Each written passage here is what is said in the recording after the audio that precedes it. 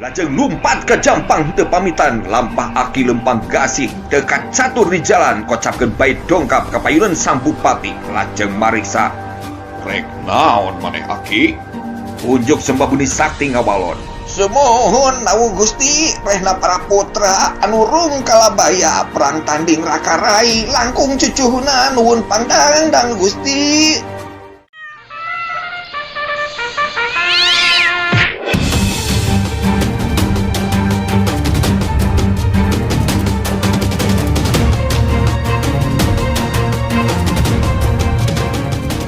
Sang Hyang Prabu ngalahir jeung manis, teu pancang putra di manahan lajeng ngadawuhan bae.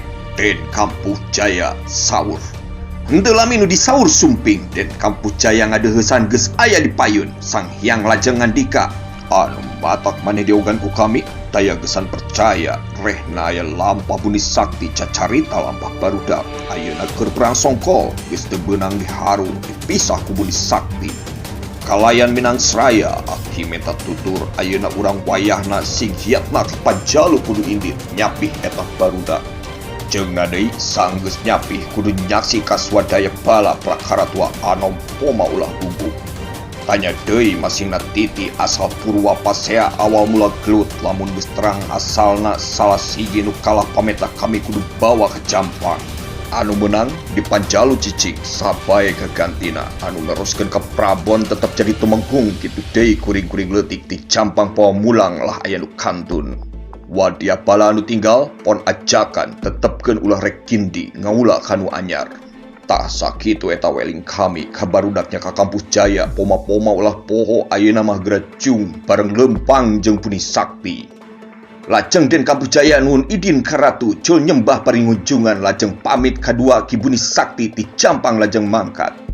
Bareng angkat jeung Ki Buni Sakti turut jalan bari papariksa ku Buni Sakti dijereh teu aya nu kalangkung Purwadaksi Raka jeung Rai dungkapna wakasanana taya nu kaliru. Den Kampuh Jaya miarsa carita eta Aki Buni Sakti mingkin angkatna gancang. Raden Kampuh Jaya tambah gasik silir macan murup pepanganan. Hayang beh tina hawatos kaduhung mun teu nyusul panasaran lamun teu balai bakal kinadah lampah. Luput nu dimaksud dua putra muga-muga kasampak walagri pada rapih-rapih ririh tina pangperangan. Enggal kocap Kampuh Jaya sumping bade misah nyapih nu keur perang kapanjalu geus anjog ka pinggir situ tuluy lempang maju ka hilir di jalan Sumoreang. Kakenca kakatuhu bari nangamanah-manah pikeun nyapih nu keur perang tanding tan wade gagal baha.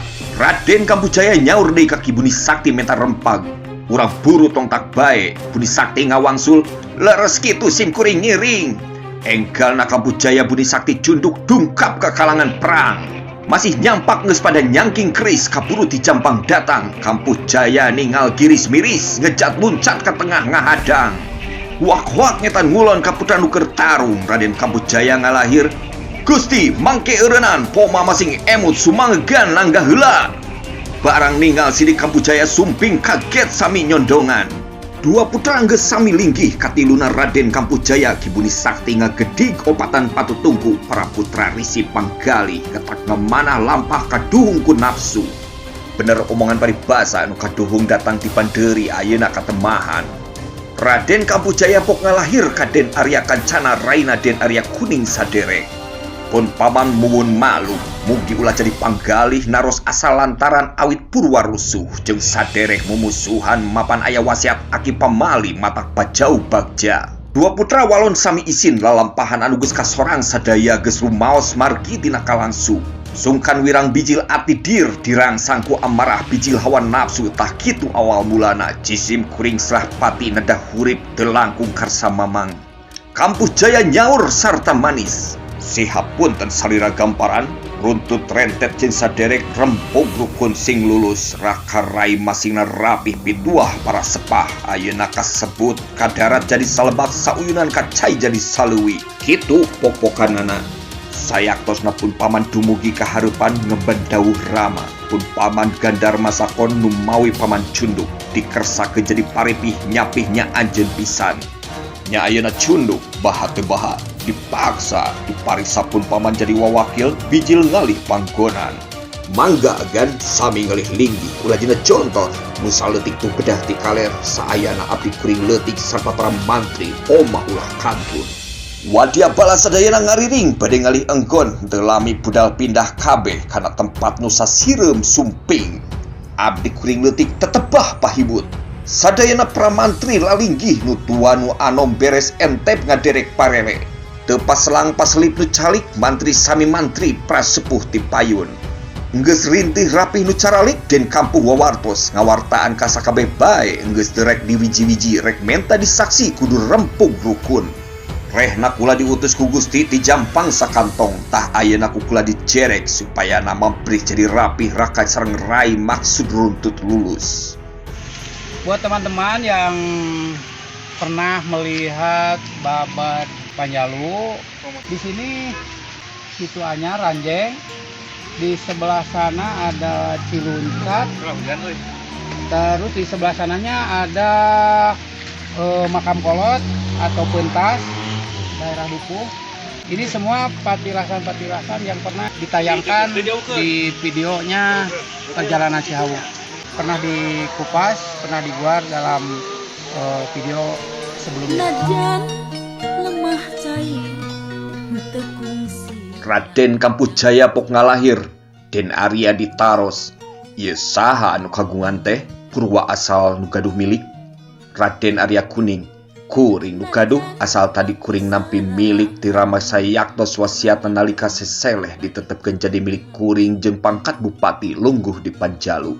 Mapan bukti dungkap ka kiwari mangkon milik lengkong tina kuring kumawani soteh lain pikir edir sirik pikir curik ati dengki eta jeung pun dulur. Kasih gegenden Arya Kuning jadina carios Raden Arya Kancana digedeng Raden Kampujaya mariksa deui. Tuh tambahkan hidir saha nu ngabendung Raden Arya Kancana ngalahir. Ya sakuring yaktos mula tadi nuju pikir supe kapanasan jeung kapikir gilig. Galagating diri jalaran tak kabur geus rumaos lampah jisim kuring ngalanggar papagon. Tak sakitu nu tadi direreh demi Allah teu munape kuring sumawona dengki ngiring karsa sepuh. Saur dua putra geus kaharti sadayana kahartos Raden Kampujaya nyaur bae karena ka Raden Arya Kuning. Bilih kotok meuting paribasa sepuh mangga geura peneut deui ti hilir kagungan geus kosong geus kasundul kasumbang anjeun teh. Raden Arya Kuning seug ngalahir. Paman, kajeun teuing sim kuring teu sanggup paman ontong panjang dipilahir geus kantenan kawon ayeuna mah kumaha karsa bae sakarsa paman diiring. Den Kampujaya weweling. Oma ulah pendu sewu syukur kamanah ku Gusti nu sae nu awon jadi dengki wantu jeung saderek. Kewajiban urang bela pati rakarai lulus runtut rukun. Raden Kampujaya nyaur deui mugi sing kahartos jeung liana saksi-saksi kabeh marga sabab ayeuna geus yakin rucita rerepih kula anu mutus. Jempe rapih abdi-abdi nguping den kampuh papagon. Papakep nu menang nu eleh lampah dua putra rakarai tadi parbut milik perkara di situ. Manggarungulah jadi galih paman Dharma Pakon terang welan gamparan nu eleh nu dikiring ka sundul ti hilir pasti milik rai patut rejeng hukum. Para mantri sareng kuring leutik kudu pada ngartos tadi anu ku urang dijerek maneh tangtu geus pada ngarti Den Arya Kuning kalapuh ku situ. Raden Arya Kancana nu nampi paduna teu kawon tigas tatas mutus geus parele. Raden Kampujaya nyaur deui ka Arya Kuning. Reh paman diutus kieu dawuh tadi Rama Gusti ti jampang sang kantong salah siji putra anu eleh kudu bawa pun paman nu ngiring kitu dawuh Gusti karsanan kulanun. Anu menang milik kudu cicing ngagentos bupatos kaayan banda ka sakabeh salir barang pangeussi nagri pasrahkeun sakali dawuhna kulanun. Ngangkres melas Den Arya Kuning lajeng ngawalon. Jisim kuring sumeja ngaderek karsa-karsa dawuh Rama Gusti sumeja dek ngiring ka paman kulanun. Moal mungpang baha jisim kuring ka karsa sang kantong geus rumaos jisim kuring eleh kamilikan ka salira rai sanget sembah puji syukur kayang agung. Sigeg tunda Den Arya Kuning raina carios. Raden Arya Kancana nu anom mangga majeng ka payun bengalih pun paman rek weling ngemban Rama Prabu. Reh ayeuna geus dihinpi nasci karsa Rama yaktos titis tulis salira anjeun teh sinugrahan ngagentos bupati tetep mangkon nagri dayeuh di Panjalu. Jeung masrahkeun sapangeussi nagri sareng situ lengkong katiduna pusaka sing hade. Kudu riksa pariksa sing resik ka opatna deui dawuh Rama Prabu. para mantri abdi kuring leutik kudu sapagodos runtut rukun mambrih jadi hade ulah kirang pepeling ka abdi saliring panggalih ulah pagalitu.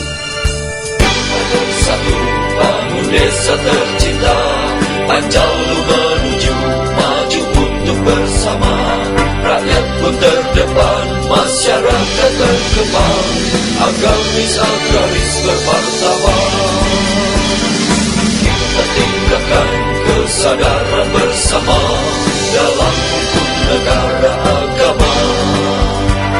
Kembangkan ekonomi masyarakat terdepan, pariwisata kota budaya.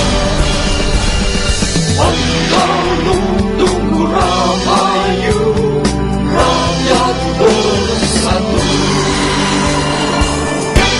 Satu bangun desa tercinta, Panjalu menuju maju untuk bersama. Rakyat pun terdepan, masyarakat terkembang, agamis agraris bermartabat.